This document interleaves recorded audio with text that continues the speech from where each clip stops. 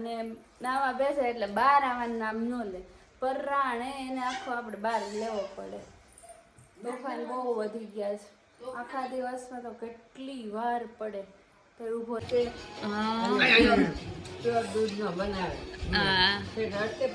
આ બધું ધોવાનું છે, આખું બધું કાઢી.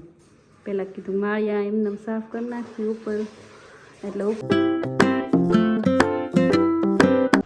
ગુડ મોર્નિંગ, જય શ્રી કૃષ્ણ. કેમ છો? મજામાં? સવારના વાગ્યા છે 7:30 અને નાસ્તાનો ટાઈમ થઈ ગયો છે. તો હવે મારે નાસ્તો બનાવવાનો છે અને અત્યારમાં ક્રિયાંશના મમ્મી બે ગયા છે રાઈ લેવા, કેમ કે મસાલા ભરવા જ પડશે ને આપણે. એમાં હજી અમે કાંઈ મસાલા ભર્યા નથી, હજી ઘવે બાકી છે. બધું અમુક બધું પડ્યું છે પોરનું, ધાણા જીરું હળદર ને એવું કાંઈ લેવાનું નથી, થોડુંક મરચું લેવાનું છે. એટલે અત્યારે રાઈ થોડીક એમ લાગ્યું કે ઓછી છે, થોડીક રાઈ લઈ લઉં. તો મમ્મી અને ક્રિયાંશભાઈ જો રાઈ લેવા ગયા છે. બપોરે એટલે નવડાવું કે બપોરે જો નાઈ લે ને તો પછી સૂઈ જાય ને આપની સુવા દે એટલે નવડાવું. પણ આજ ભાઈને ખબર નહીં આજ ગરમી થતી છે, સવારનું નાવું કરતો હતો. રૂમાલ લઈને હાથે બાથરૂમમાં વયો ગયો. મેં તો કેમ જાતે તો ભાઈને જોયું ત્યાં તો રૂમાલ હાથમાં નાધું કરે. નાવાને છે ને નાધું કરે અને નાવા બેસે એટલે બહાર આવવાનું નામ ન લે. પરાણે એને આખો આપણે બહાર લેવો પડે. તોફાન બહુ વધી ગયા છે. આખા દિવસમાં તો કેટલી વાર પડે તો ઊભો થઈને હાલતો થઈ જાય. બહુ હમણાં હેરાન કરે છે. કા જો બપોરના વાગ્યા છે 2 અને જમીને જો હવે અમે ફ્રી થઈ ગયા. અને હવે બેઠા એક વિચાર આવ્યો કે ચાલો હવે રસોડું સાફ કરવું જ કે નહીં. તો મેં કીધું કાંઈ નહીં, મમ્મીને કહું કરી નાખવી. આજે કરું, કાલે કરું. અને કાલે પાછી આઠમ છે એટલે કાલે અમારે ચૈત્ર મહિનાના નિવેદ કરવાના છે. કેમ કે અમે ઓલી વખતે નવરાત્રિ હતી ને ત્યારે અમે સુરત હતા તો ત્યાં નિવેદ કર્યા હતા. પછી કીધું કે અહીંયા કરવાના બાકી છે તો બરાવડી કરી નાખવી નિવેદ. જો ન થયા હોય ને તો અમે ચૈત્ર મહિનામાં કરી નાખવી, ઓલી આઠમના ન થયા હોય તો. એટલે બધું સાફ તો જોવું જ, રસોડું તો સાફ હોવું જોઈએ. કેમ કે માતાજીને નિવેદ કરવી એટલે બધું ચોખ્ખું હોવું જોઈએ, ગંગાજળ બધે છાંટવાનું, એટલે રસોડું ચોખ્ખું હોવું જોઈએ. એટલે હવે સાફ કરવા લેવી છે. ચાલો બધા સાફ કરવા આવો. રસોડું સાફ કરવા કાઢી નાખ્યું છે, માળિયા સાફ કરી નાખ્યા. હવે બધું નીચેનું બાકી છે. હવે આનું કાઢ્યું છે, પછી ફ્રીજનો વારો.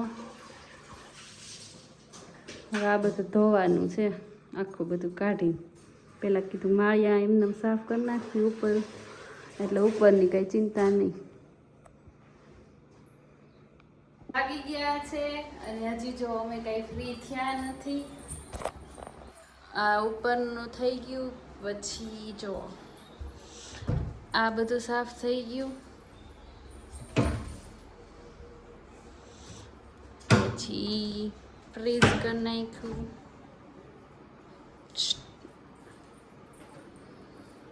એકદમ ક્લીન થઈ ગયું. કેવા બાજુ વિચાર.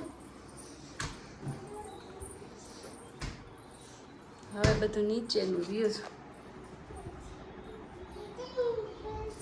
હવે જો નીચેની સાફ સફાઈ હાલે છે. ત્યાં ક્રિયાંશભાઈ હવે જાગી ગયા છે. હવે કેટલું થાય ખબર નહીં. અત્યાર લગી જો હું તો એટલે ઘણું ખરું થઈ ગયું છે. કા મમ્મી?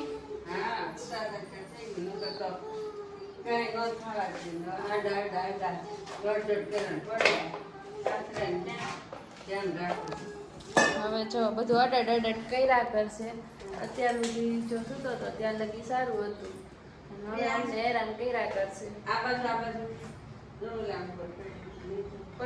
છી છે બધું લઈ લે.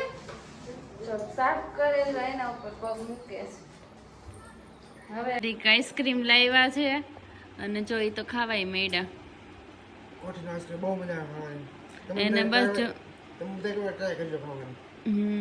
એને હવે આખો ઉનાળો છે ને આઈસ્ક્રીમ જ ખાધા કરશે.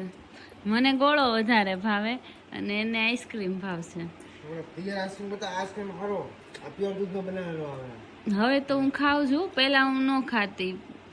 શરૂઆતમાં જ્યારે મારા મેરેજ થયા ને ત્યારે મને આઈસ્ક્રીમ હાવ ન ભાવતો, એટલે મારા હાટું અલગ કેન્ડી કે ઓલો આઈસ્ક્રીમ લાવતા. આ કોઠી આઈસ્ક્રીમ મને ઓછો ભાવતો. અને આને જો ઓય ચટર પટર કેવો લાગ્યો? કેવો છે આઈસ્ક્રીમ? આઈસ્ક્રીમ કેવો છે? મમ્મી નહીં બહુ ભાવે આઈસ્ક્રીમ. કેવો છે આઈસ્ક્રીમ મમ્મી? બહુ મસ્તીનો છે. આપણા ગામમાં બનાવે છે. પ્યોર દૂધનો બનાવે. હા રસ્તે પડતી બધા આવે છે અહીંયા ખાવા. ફરોડીનો બ્રેકફાસ્ટ છે કોઠે આશરે. હજી તો અમે રૂમમાં ગયા ને ત્યાં ગરમી થવા માંડી છે, પણ એ બધી શરૂ કરતા આવડે, ક્યાંથી ઓન થાય, કેમ બંધ કરાય, બધી ખબર છે. અને મોટી ગાડી છે ને એમાં એવું કરે. આજે પોતે રિમોટ હાકીને રિમોટથી પોતે ચલાવતો હતો, પછી હું બંધ કરી દઉં ને તો ખબર પડી જાય, પાછો આવીને શરૂ કરી દે. એટલું એનું મગજ એટલું હાલે ને, માસ્ટર માઇન્ડ છે આનું. જો પાછું જ્યાંથી લીધું ત્યાં મૂકવા જાય છે. લાવાઈ આવે શરૂ જ કરું છું. બહુ ગરમી પડવા માંડી છે હવે એસીની જરૂર પડે છે.